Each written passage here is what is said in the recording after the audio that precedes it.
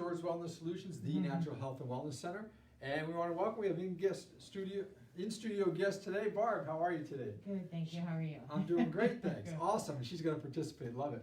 We're here to talk about, get this my sides right, the anti-inflammatory diet today. And this is important. You know, for the last many years, last decade and a half, I've always talked about anti-inflammation and about inflammation in the body. And it's so important that we know and understand that, because there's so many diseases out there that just happen. And I know right now, a little sidebar here, you're probably saying, well, where's Amy? She's around, she's working on another task, and so she said, can you do this by yourself? I said, I don't know, but we'll give it a shot. And she's probably laughing in the back right now. But anyway, inflammation is so important to know and understand. There are many things: obesity, type 2 diabetes, cardiovascular disease, stroke, deep veins thrombosis, arthritis. These are all types of inflammatory diseases. These are things that begin in the gut. And so inflammation, except for a blunt trauma, starts in the gut. And if we're not taking care of our gut, it becomes inflammatory. Crohn's disease, other ones, celiac, those are all inflammatory processes. And so if we're not taking care of the gut, then how can we take care of the inflammation? And so type 2 diabetes, that is totally lifestyle. It's not a genetic thing. I don't care if your docs are telling you that. It is not genetic. It is epigenetic. It's about lifestyle effects on your body: sleeping, diet, and exercise. In that case, lack of. And so it's so important to know and understand this so that you can have success with what it is that you want to do. So with that, let's see if I can get this working. Here we go. Welcome. I'd like to welcome everybody. Okay. Already told you who I am. The goals of what we want to do today is get you to understand what is important about having an anti-inflammatory diet and why you want to eat it, and being able to control that. As we gain more control of inflammation in our bodies, what happens? The symptoms that we experience start to fade away just as they came. Most symptoms didn't just pop up overnight full blown. Most of them just slowly over time crept up. And so that's what we want to work on getting. So if you have any questions, please feel free to ask, or go on our website and you can, is it our website, and that you can post questions? No, Facebook, that's it. Go on our Facebook page and post some questions for us, or shoot us an email, and we'd be more than happy to answer those questions for you. So, anti-inflammatory foods and inflammation. We're constantly bombarded with the value of anti-inflammatory properties of foods and beverages. Virtually everyone knows that red wine has anti-inflammatory properties. Hooray for red wine. I think my wife put that in there. No, but it's true. Red wine has resveratrol in it. I'm sure she's making a face. Has resveratrol in there, which is very anti-inflammatory. No, that's not an open suggestion for you to go out and have a glass of wine or a bottle of wine for its effects. But if you're going to have something, that's probably the best to have because of the anti-inflammatory effects. Most of us understand that fish and green leafy vegetables, the colorful vegetables and beans and other foods, are well known as anti-inflammatory foods. But do we really understand the anti-inflammatory properties that these foods have? Spices also play a role in anti-inflammatory food landscape as well. Turmeric is huge, and that spice is often in Indian foods. And it's increased in popularity lately based upon its recognition for the anti-inflammatory arsenal that it has in its curry powder, like with ginger and garlic and chili peppers and basil and cinnamon and rosemary and thyme. Yeah, right? That's almost as good as my inflammatory things of bread, pasta, cereal, biscuits. Okay, but fighting disease with food choices is a fundamental concept. There we go. And everyone should understand it. It's really important. And so we're going to go through and examine that. So the first question is, what is inflammation? Well, normal inflammation is good for the body. The body cannot heal without normal inflammation. And so if you get a cut, there's a little inflammatory response, about 17 chemical reactions, 32 in total, to help heal that cut. But without inflammation, that cut would not heal. And so it's good for the body. It's natural in the healing process.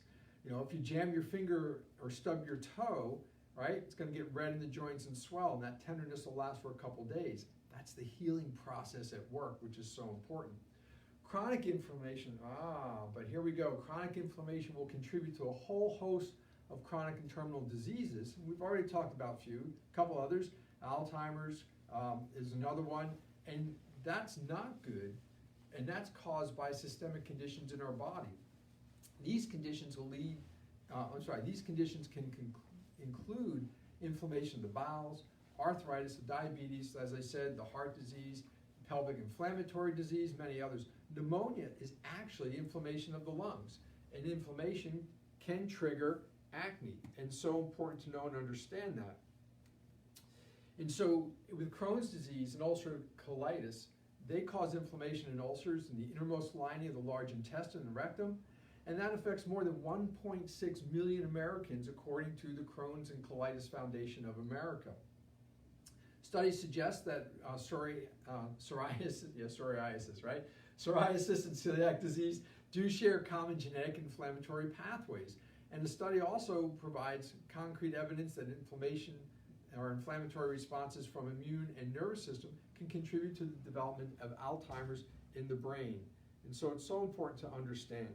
The FDA and the National Institute of Health, the NIH, are deeply involved in tracking inflammation, and this is something that we're going to continue to hear a lot about as time continues forward.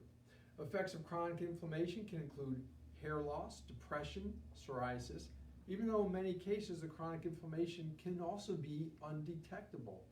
You know, and a lot of this stuff, and I just had a conversation with a patient a few moments ago. You get up in the morning, right? Got, that low back stiff. So what do? You stretch a little bit, you move around, you take a hot shower, you feel better, you start to get on your way. The question is, why was your low back stiff? And most people will go and say, well, I did this the other day, or I did that, or maybe whatever, this, or you might just forget about it. And so you justify why that low back issue is there. But did you ever stop for a moment and think, that low back pain, if there's no blunt trauma, if you didn't overdo anything, could it be there because there's a bowel issue? Could it be there because there's a bladder issue? For males, prostate. What about a liver or kidney issue that's referring pain to the low back? For women, what about an ovarian issue? What about a uterine issue? Something that's referring pain to the back. And so you wake up in the beginning stages of this inflammatory process, you have this little bit of low back pain, and you stretch it out a little bit. Now listen, as a chiropractor for almost 30 years, someone comes in with low back pain, right? Well, let's x-ray it, let's show them the subluxation where there's a dysfunction in the spine. Let's start adjusting it. Mrs. Jones, you're feeling better, right? Or in this case, Barbara, you're feeling better, right? Okay, and so we look at that and we say, all right, great, we're on the right pathway. But did we get to the underlying process? What is it that feeds that? See, we know that pain should resolve within 7 to 10 days. And if pain doesn't resolve in 7 to 10 days, the question is, what is the underlying issue that's keeping that going? So we always look into the body. We want to see what is the visceral somatic connection that's causing that chronic inflammation to keep going. So you get the picture. You're taking charge of the lifestyle to the extent you can reduce inflammation, and it's a good thing.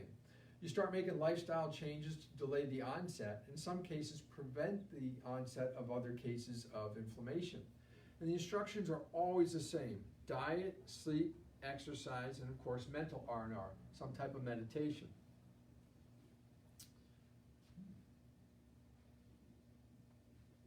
Depression and inflammation.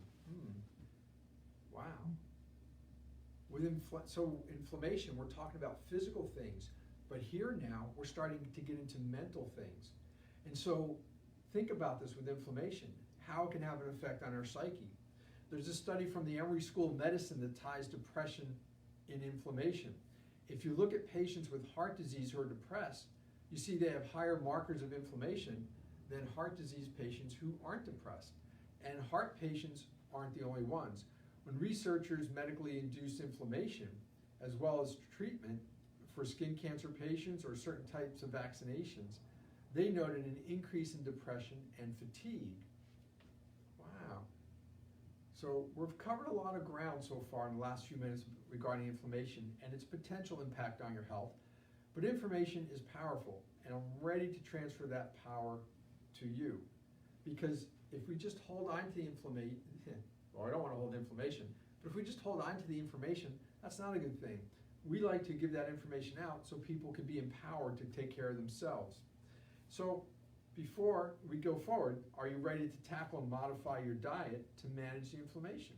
That's a big question. You know, the past couple weeks we've been working with a few inflammatory questions in our office. And one of the big ones that we're working with is about heart disease.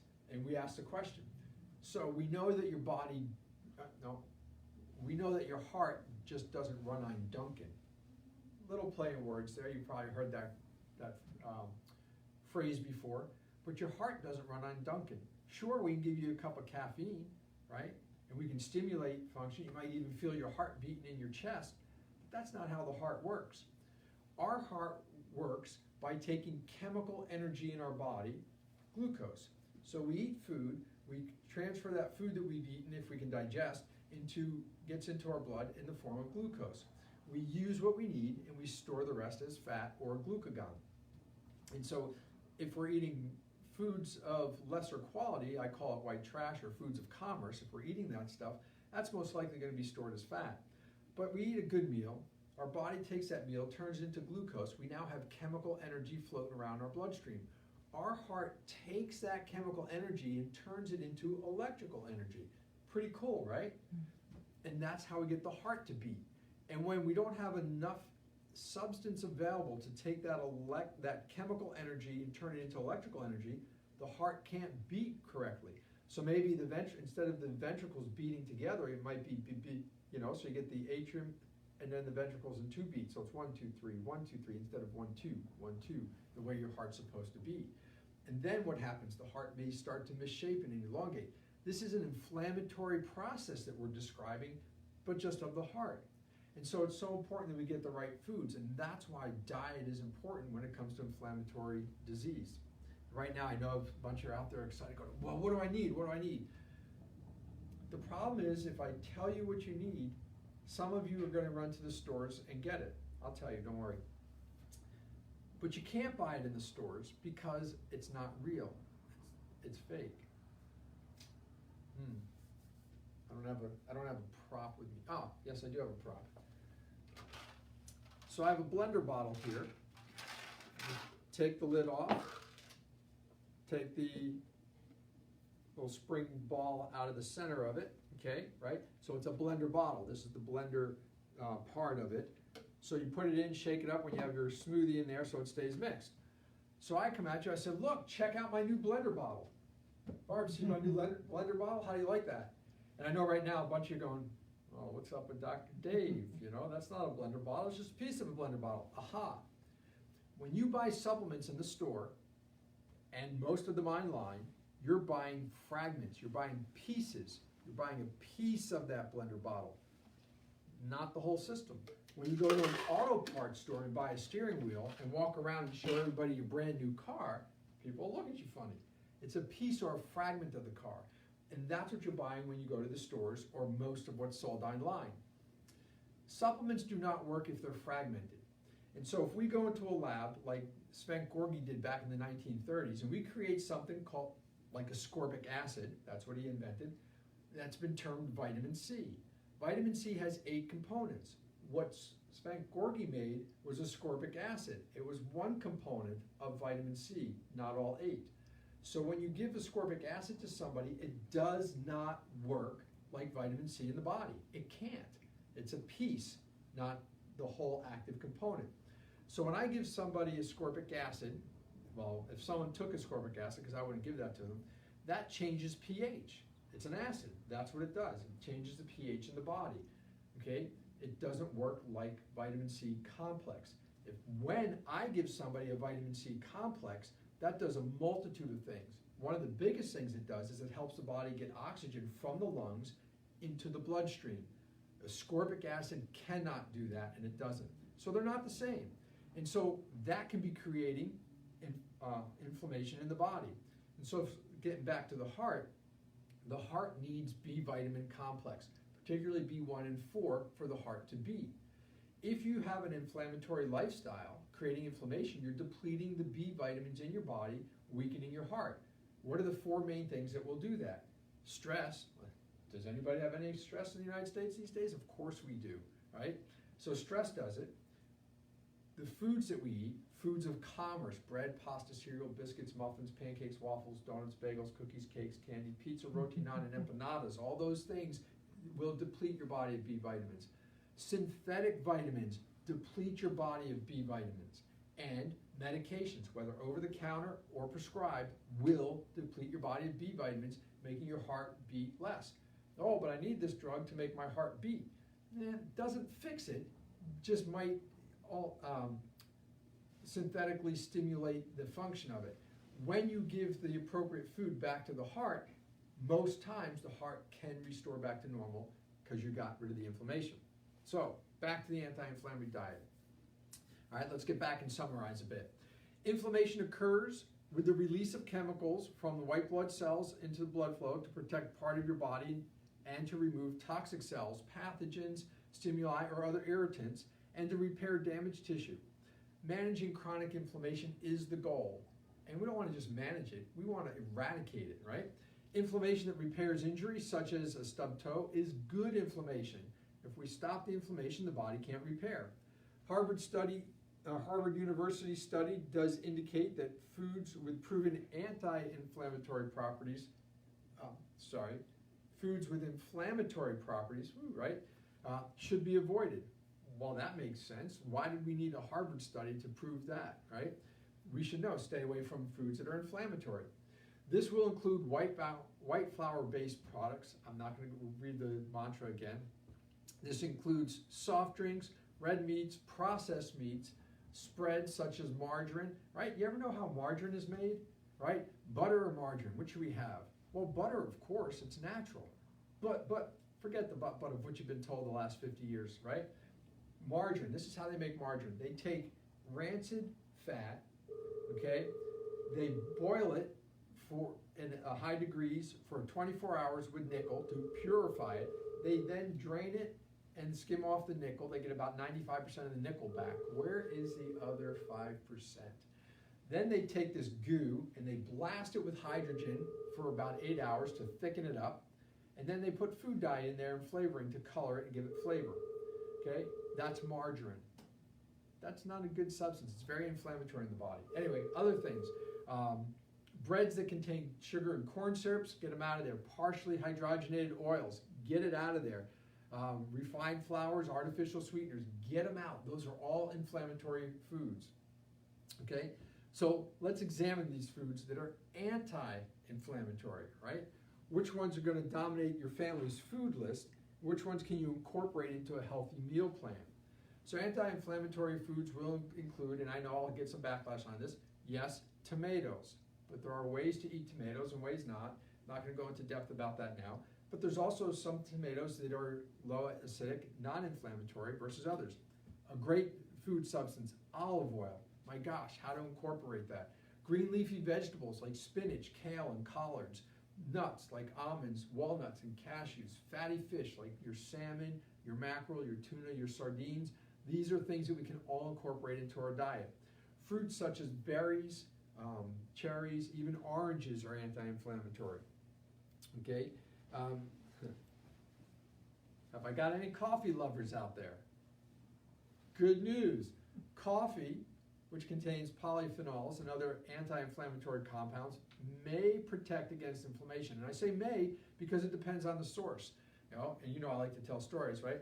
I have this friend of mine whose dad worked for a big coffee company, and he tells me, listen, the best beans are for espresso, the middle of the road beans are what we buy in the store for coffee, and the low end beans go to decaf. What does that tell you?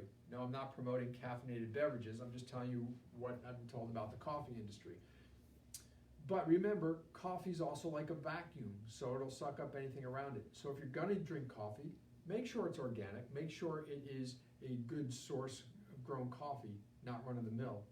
And with coffee can also be inflammatory. Patient I spoke with last week, I said, listen, what's going on? Are you drinking coffee again? Yes. How many cups? 2. It doesn't seem like a lot, but then I question, because I like to question. How big's your cup? Well, 24 ounces. So 48 ounces of coffee. What I know about coffee, from growing up in a coffee business, I know that a cup of coffee is 6 ounces. And if she's doing 48 ounces, how many cups of coffee is that? Right? That's 8 cups of coffee she's doing a day. So we rectified that. So understand what a serving size is. Okay, fruits and vegetables, such as blueberries, apples, leafy greens, are all high in natural antioxidants and the polyphenols that have protective compounds, which are all great. And this is beginning to sound like a Mediterranean style diet, right?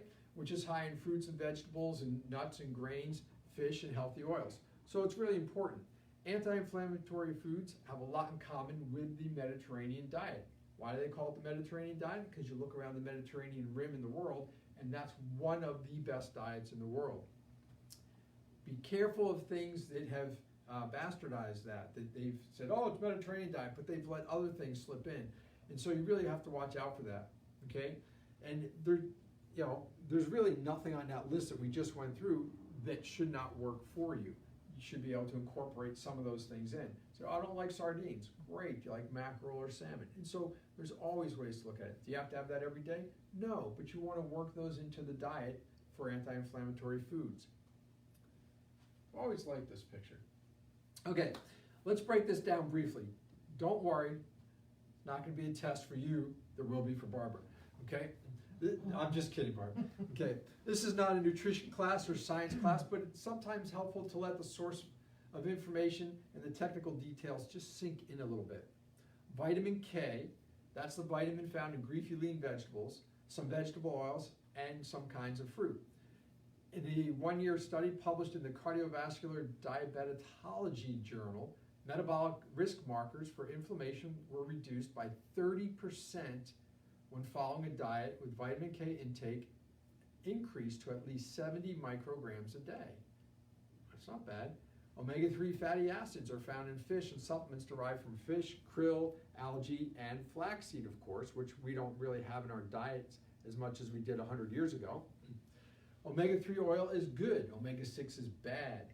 Omega-6 is found in corn oil and vegetable oil, and it's used in so many American foods. And too much omega-6 will raise your blood pressure, lead to blood clots, cause heart disease, stroke, and cause your body to retain water. Inflammatory process. That's why you want omega-3s. Okay? Vitamin D. The primary source of vitamin D is the sunlight, just not today in Michigan. Okay? Vitamin D is known to aid in control of inflammation. Vitamin D has long been known to contribute to bone and health and by promoting the absorption of calcium, but must be consumed with an essential fatty acid or you accelerate bone loss. And most people don't know this. New study from 1938. Vitamin D, you have to have an absorbable form of calcium, not calcium carbonate. That's like scraping the sidewalk and thinking you're getting good nutrients. So you have to have a good source of calcium. We use calcium lactate, one chemical reaction. It goes from the gut into the bloodstream. Calcium carbonate, 17 chemical reactions. You can't really absorb that. So vitamin D needs calcium and it needs essential fats in order to be absorbed appropriately, or you kick in the parathyroid glands and you demineralize bone. In recent years, much attention has been paid to its possibility of immune and inflammatory benefits, vitamin D. And we've realized this through COVID, vitamin D is an important factor to have in our bodies. But be careful, these docs are giving out vitamin D and having you take more vitamin D without the proper essential fatty acids and calcium. You're going to accelerate bone loss. So it all has to work together. Vitamin D levels have also been associated with several diseases, and we're talking about low vitamin D, that include asthma, cancer, diabetes, and arthritis. And so vitamin D levels are so important, and we get most of it through sun exposure, right? Isn't that great? 15 minutes a day on 25% of your body. Wait, 2 arms in your head, that's 25, 27%, in 15 minutes. Now January is going to come in here in Michigan. We'll get minus 20 blowing off the lake. We're probably not going to stand out there and get our vitamin D, so we got to get it sooner rather than later. Turmeric. Turmeric comes from turmeric, okay? You may see it out there in the market as curcumin, but do not confuse this with the spice cumin. Turmeric is an orange-yellow color and often the dominant flavor in Indian curries. There are hundreds of articles on the impact of turmeric on inflammation. and your health. But let's dig a little deeper, okay? Let's review some of what's in there. Curcumin, in the journals that is, curcumin has been demonstrated to be safe in 6 human trials and has demonstrated anti-inflammatory activity. That's awesome. It may exert its anti-inflammatory activities by inhibition of a number of different molecules that play a role with inflammation. And we've had a general look at what inflammation looks like so far, but a good anti-inflammatory group, some technical aspects of curcumin. So listen, this is important. Turmeric, right? You just can't go and load up turmeric in your diet, in your bowls, in your plates, in your meals, okay? You can't look at turmeric, and I see people do this a lot. They'll take turmeric and they'll load it with black pepper. Stop that. Black pepper will help the absorption of turmeric, but it does not help with the function of turmeric in the body. It's not as safe and healthy as people think. With turmeric, the best way to take it is with fenugreek. Fenugreek will help get the turmeric into the body, right, from the digestive tract into the bloodstream, but then it'll also activate the liver so the turmeric becomes anti-inflammatory throughout the body, including anti-inflammatory in the brain, or as I say, putting the fire out in your brain. And so it's a great product to use, turmeric, but you have to make sure it's used appropriately. And unfortunately, I don't believe most of the world knows how to use it. And so we use MediHerb because MediHerb does amazing work with the products they have. And when they came out with the turmeric, they wanted to do it right, and that's why they mix it with fenugreek. And with that, you get great absorption, 250 times more than any other form of turmeric that's out there. And you get great utilization of it in the body because of the fenugreek. And so that's really important to know and understand. All right, we're getting into anti-inflammatory foods for life, foods and vegetables. Let's be specific. What do you need to eat and how much? We all know you need fruits and vegetables, but now we know these foods matter in fighting chronic inflammation. And so the portion of anti-inflammatory diet can be challenging if you're not used to eating these qualities of fruit and quantities of fruit and vegetables. And you might want to start with half the stated number. So as you develop a routine, you'll start incorporating these. Berries are the best, apples, and also melons. Those are the best for vegetables, okay? They're rich in antioxidants. Yeah, those are the best in fruits. I'm waiting for someone to fact check me here. Okay, so they're the best in fruits. Okay, when we get into vegetables, we're looking for the greens, the dark leafy greens. We're looking for the brassica or the cruciferous greens. They are the best choices to have. You want things that are rich in beta-carotene as well, so like potatoes, sweet potatoes, carrots, kale, butternut squash, the turnip greens, pumpkins, mustard greens, sweet red peppers, and spinach. These are important. And I know you, that diet sounds dull. No, it really isn't. You can take these and prepare them any way you want, except boil with all these different spices, and they're fantastic.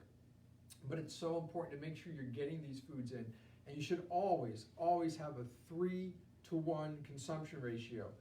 3 servings of vegetables to every 1 serving of fruit. And that will really help you stay away from the inflammatory process. Okay, there we go. Fish, fats, and soy. How do you feel about incorporating fish into your diet? Okay, not so much. Okay, but healthy fats are important in the diet. And what happens when you start putting the healthy fats in, you start to push out the unhealthy foods. It's important to know and understand that. We'll ask people to increase certain things into their diet before we take things away, because we know by increasing, they'll automatically get rid of other things. Okay, and we want to get rid of the unhealthy stuff. Healthy fats like nuts and walnuts are particularly high in omega-3s. Avocados, seeds, cold water fish, extra virgin olive oil. Really important with that. The seafood, we're looking at the salmon, the herring, the sardines, the mackerel, the cod. Okay, and spice it up. Use some spices to get some flavor in there, and that's really important. If you're struggling for recipes, contact our office. I'm sure we can send a recipe packet to you that would really help you along with this process. Spices that we use, turmeric, as we mentioned. Can I mention that anymore? Curry powder, which usually contains turmeric, ginger, garlic, chili peppers, basil, cinnamon, rosemary, thyme. These are all great spices to use when cooking that are anti-inflammatory. Selenium-rich foods like Brazil nuts, tuna, crab, oysters, cod, shrimp, lean beef, turkey, wheat germ. These are things that really help with inflammation in the body. When we look at coffee and tea, we're looking at white, green, and the oolong teas. They're the best. But drink an abundance of water during the day as well. As I said before about coffee, look for something that is organic because you want something that is low in chemicals and toxicity. Red wine, maximum 1 glass per day. Okay, so go to a restaurant. We were out at the one last night, and it had 50% off a bottle of wine, so we got one. 1 glass, took the rest home. Okay, that's it. All right, and so why? Because 1 glass will give you good effects. More than that, then you have altered effects in the body as you keep drinking. All right, high quality multivitamins and supplements. Remember, the stuff you buy in the stores, don't waste your money. Your medical provider's right. It's a waste of money. Don't waste it. We use Standard Process and MediHerb. They're whole food supplements. What does that mean? No heat processing, no chemical processing. They're not made in a laboratory. They're made on a farm. And so you take those supplements, we're super feeding the body, not mega doses of supplements, but food that needs to get in there to help the processes work in the body. If you're not sure where to start, just give us a call and we can customize a plan specific to what your body's needs are. We have a pretty good handle on what's good, and let's take a look back at what to avoid. The reality is that you'll probably be able to avoid the foods, not necessarily completely, but you can definitely limit it in your diet. And moderation is the watchword here, okay? The question is, are you ready? Are you ready to do this? So foods to avoid. Foods to avoid section, we'll find the usual suspects, and we'll run through them quickly. Things you want to cut down on the processed foods, avoid the high fatty foods, particularly omega-6 fatty acids like your French fries, your fried chicken, your bloomin' onion. Omega-3 fatty foods, you want to have more. You want to stay away from your omega-6 fats oils like your corn, safflower, and other vegetable oils that are high in omega-6. Lactose products like, forget it, dairy. Just stay away from dairy. Listen, dairy products are great. Like milk is fantastic if you're a baby cow, okay? And if we're not baby cows, we really shouldn't be drinking milk. Oh, but what about my calcium? Once you pasteurize milk, you've destroyed the phosphatase enzyme. You can't absorb the calcium, okay? So don't waste your time doing that. It's very inflammatory.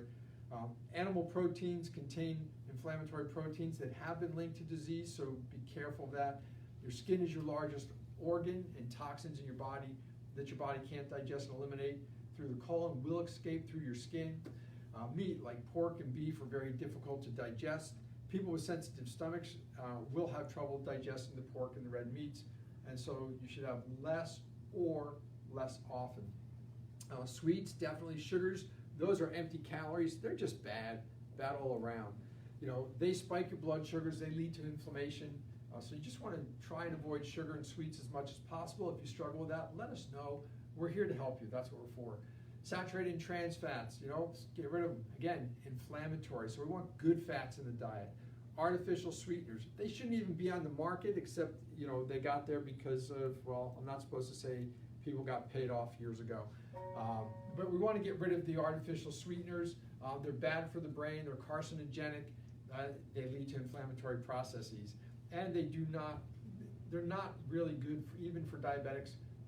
It's really not an alternative. You should stay off. Processed foods, same thing. They have long shelf lives because of preservatives and coloring and artificial flavorings, all of which trigger inflammation in the body, so you want to make sure you get rid of those also. If it comes in a box, has a brand name, chances are it is bad for you. So what are we talking about now? Starting to sound like Mediterranean diet again. Inflammatory diet sounds a lot like, back up. The anti-inflammatory diet sounds a lot like the Mediterranean diet, and that's because they have a lot in common. All major scientific organizations encourage healthy adults to adopt a style of eating that is like or similar to the Mediterranean diet for the prevention of major chronic diseases. And the Mediterranean diet will emphasize eating primary plant-based foods. It'll emphasize replacing vegetable oils with real oils like butter, olive oil, and coconut oil, using herbs and spices instead of flavoring, limiting meat to no more than just red meat to no more than just a few times a month, eating more fish and poultry twice a week, enjoying meals with friends and family. What? Yeah, that's anti-inflammatory, communing like that. And then, of course, getting plenty of exercise, but that's not about tonight. All right.